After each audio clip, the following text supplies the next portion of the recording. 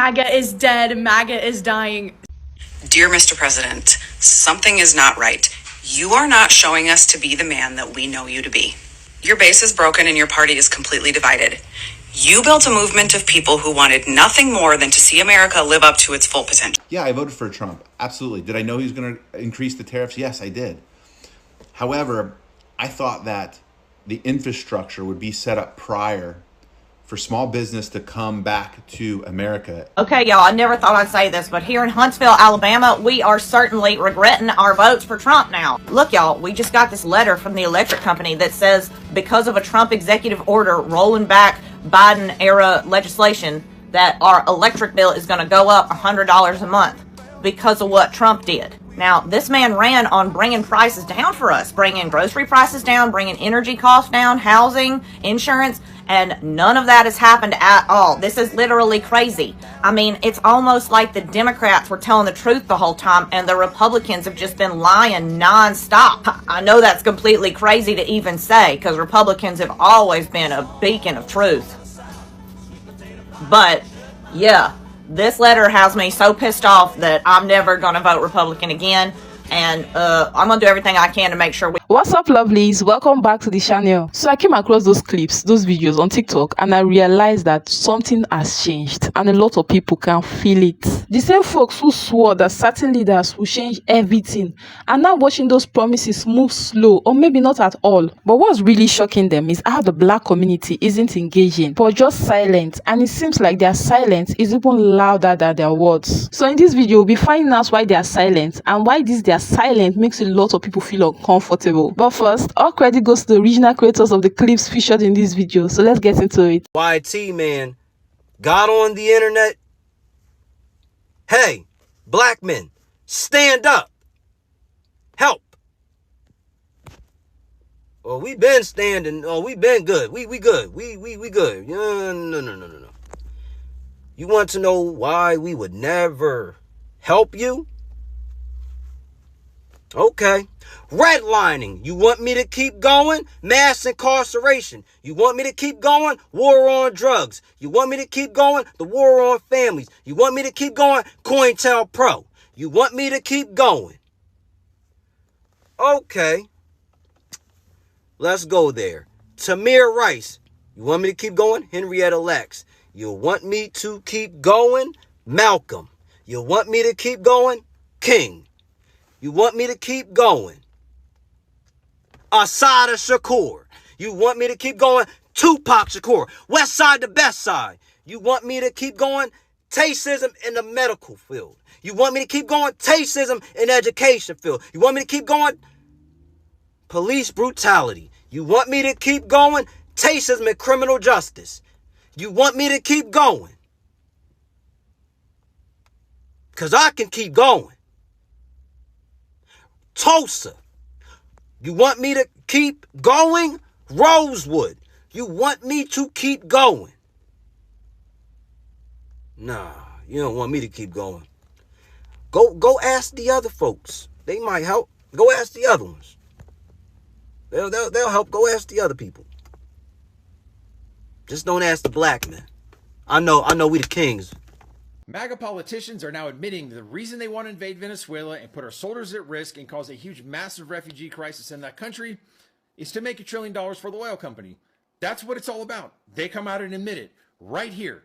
Just listen. Maria Elvira Salazar from Florida, a MAGA Republican who's in love with Trump and, of course, never served in the armed forces. Basically for three reasons. You're in Fox Business. Venezuela, for the American oil companies, will be a field day because it will be more than $1 trillion in economic activity. American companies can go in and fix. Should that be any surprise whatsoever? I mean, think about who she is. Think about who Donald Trump is. These are people who their entire legislative priority has been to kick people off health care, to steal Medicaid dollars to give billionaires tax cuts, to make everything about access and paying Donald Trump. And if you're not going to help him triple his personal value and that of his family, if you're not going to give him a 747 like Qatar, you get screwed.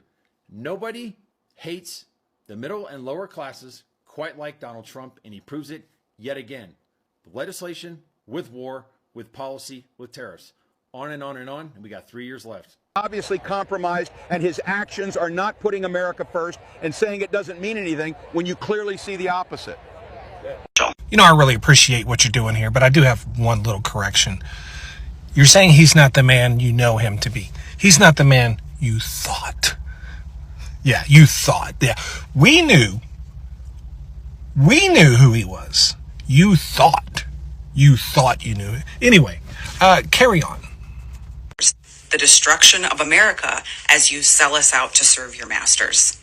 You promised us better. See, many people believe, Mr. President, and I think that you would agree, that God spared your life in Butler that day because you... What? Wait a minute. I need to make sure I'm not having a stroke right now. Yeah.